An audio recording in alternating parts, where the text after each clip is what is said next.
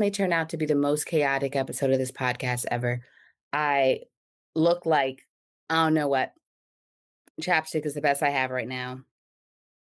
I'm in the clothes that I changed into after picking the kids up from school and running errands.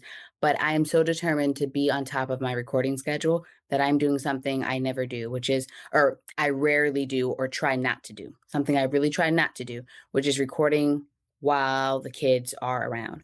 But during this episode, which I just may end up deleting if it's too wild, during this episode, I won't be surprised if one or both of my kids come into the office. My dog's been trying to get in, but at least she lacks opposable thumbs, so she can't open the door. And my plants are having a bit of a fungus gnat. I wouldn't even say infestation. There's not a lot of them, but there's one or two flying around, and I had to just kill one before I pressed record. So if you see a tiny little bug, it's just if you're a plant lady, you know. Okay. And that's all I have to say. But I am determined to stay on top of my recording schedule. And I did not get to record anything last week. And so I'm doing it. I'm doing it. I've already talked about how I'm pressing record and I'm going because this is the life I live. And if I'm going to do this, it has to be done. There is also emotional support wine here. So there might be some emotional support sips throughout this process. But today's episode is an update on Mom Friends. So, episode 2 of this podcast is an episode in which I excitedly shared that I met some fellow moms in my new town. The town that I've now been living in since, so wait, oh my gosh, is it going on 4 years? Oh my goodness. So I guess going on 4 years. I have thoughts and updates to share about just building your social circle. Again, how it impacts dating, how it impacts life management, stress management, and parenting and single parenting and all that good stuff. So, that is to say, we are talking about making, not really just making mom friends, but fostering relationships with mom friends or friends in general. But again, because I am very much talking to single moms who are dating, then the idea of mom friends is a particularly uh, important topic. So, with that, if you have not already listened to episode 2 of this podcast, then go way back and listen to episode 2. I met a group of women who have children my oldest son's age, and they attend school together. And yeah, I met them and I am friends with them. And these relationships have evolved. And I want to share about my experience in fostering these relationships and meeting these women. So I mentioned in that episode, or really I talked about in that episode, the importance of just building a social network. So it is important to build a social network of different types of people, everyone from dating partners to professional contacts to friends to fostering family relationships and all of that. In particular, as a single mom, a single dating mom, having other mom friends can be particularly special. So I talk about the fact that when you make connections with other people, you then have, you can build emotional support for yourself and for someone else. You can work on fostering reciprocal relationships in which there's a give and take in various ways, in the emotional support, in childcare, in having someone to go out and do things with, in receiving advice and tips and resources about various things, right?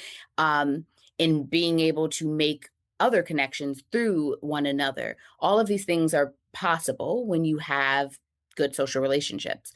And so I just wanted to kind of generally talk about, my experience in and really the benefits of fostering these mom friendships that I have. And some of these women you will hear on the podcast during my Mom Moments series. So that will also be pretty fun. So I just have my notes here, my handy dandy notes, so that I can reference them. about just some things that have come up recently in my own life around things that have been really good to have from these mom friends. There is a friend who's offered to, watch my older son during a period of time where I'm going to take a quick trip somewhere. Shh, it's a secret. Um, it won't be a secret forever, but it's a little bit of a secret. And they have offered to watch him, and that is hugely helpful. There is a friend who makes the drinks oftentimes for the get-togethers and the gatherings, and I'm currently cooking up a little Halloween party, birthday party for my oldest stepson, and she is going to make drinks.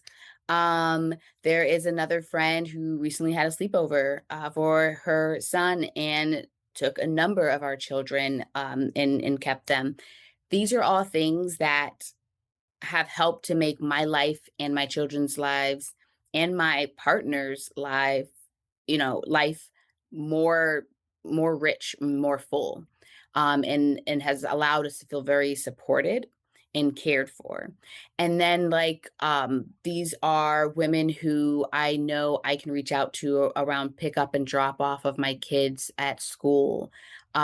These are friends who we go to one another's homes, and this one's like, hey, come use the pool, and this one's like, hey, use the yard, or like whatever. Like, I'm like, hey, bring kids over, they can hang out, we have a basement set up for the kids, like all of those sort of things.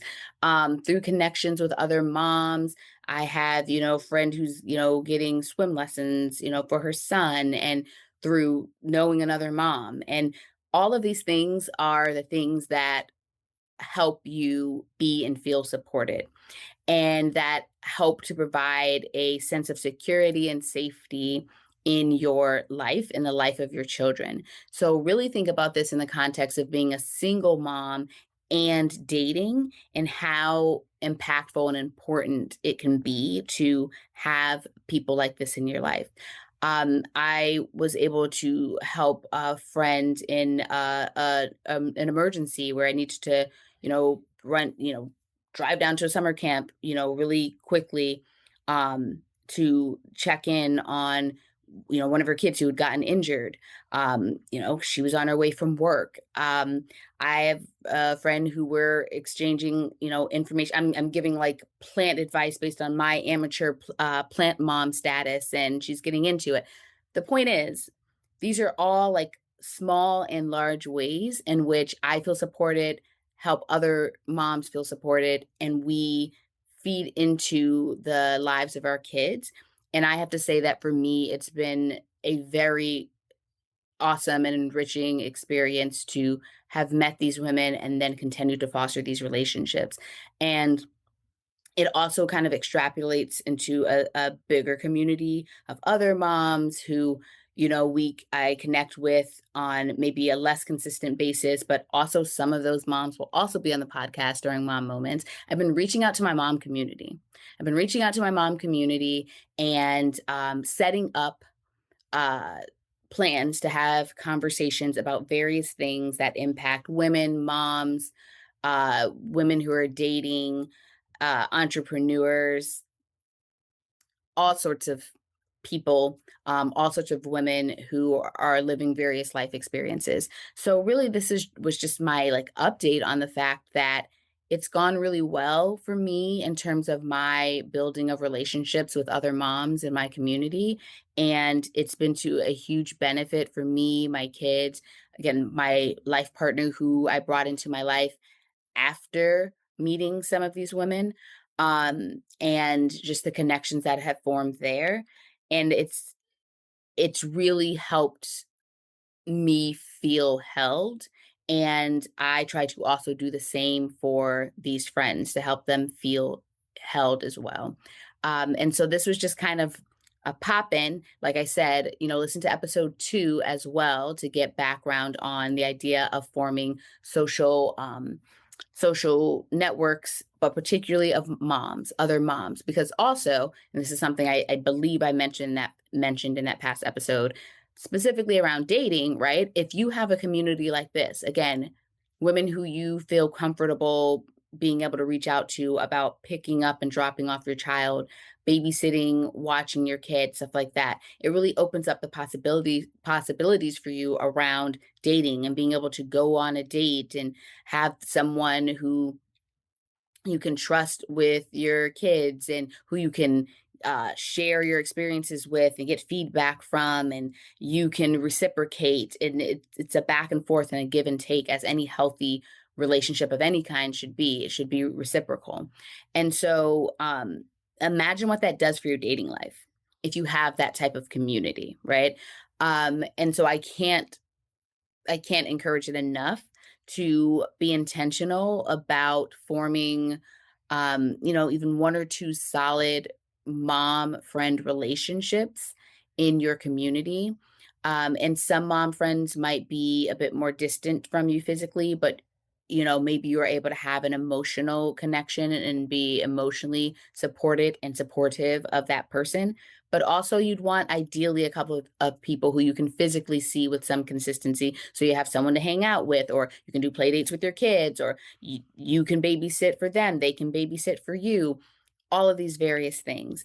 With one of these friendships, it's evolved now into being able to have like to plan some couples dates, because when I met these friends, I was single, but now I have a life partner and they also are in a committed relationship. And, so they are able to um, join with us to do couples dates. So these friendships also, can evolve over time as your life changes and evolves. So you want to think about where you can meet people like this, which are moms with kids your child's age. Obviously, school is like the easiest the most obvious place, besides maybe like in your neighborhood on your street, if you happen to have neighbors who have kids who are the around the same age as your kids, right?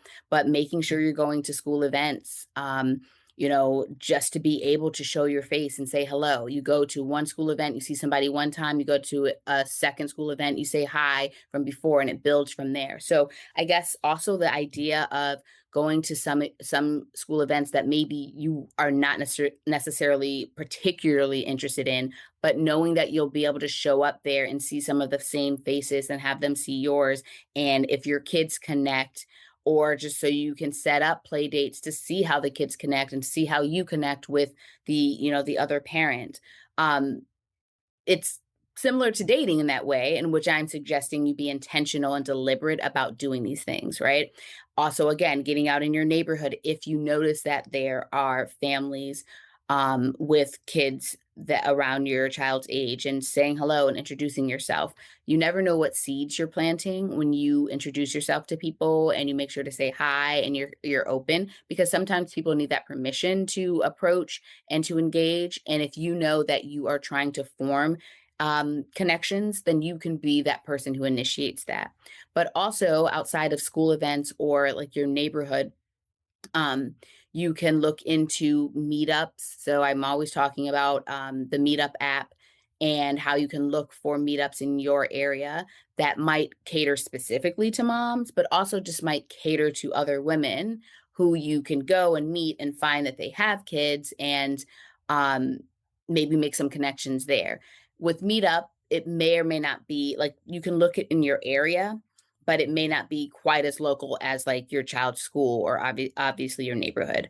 But another good place are actually local Facebook groups. So going on Facebook and looking up specifically around your town, and moms in this area, stuff like that. There are a lot of those type of groups, and then you can get more specific. There might be moms of children with special needs, moms of infants, on and on and on and on, and engaging in those groups, joining them, looking at who's posting and what they're posting about, adding some posts of your own, attending any of the meetups that those groups host, because they will be local. And so you're more likely to meet some women and some moms who are near you, who you can physically see more often. And, your kids may be able to meet up as well. So these are just some ways to really get out there and intentionally try to meet other moms who could become good friends. You only need a couple. You only need a couple to feel well supported and held, and to be able to reciprocate that. So I strongly, strongly suggest that you make forming mom friendships part of your dating plan, quite frankly, because in various ways, those women can be a really supportive tribe for you, and you can show up as a support for them as well. So, this was just my little update on the meeting of my mom friends a couple years ago. Um, and how I'm very grateful for the friendships that I fostered and the relationships I fostered. Um, and and it's not to say that all of these interactions are easy to navigate. The dynamics between people ebb and flow for various reasons based on different things going on in their lives. But by all means, it's worth it. And I just really encourage you to be intentional about going out there and meeting some mom friends. All right, that's all.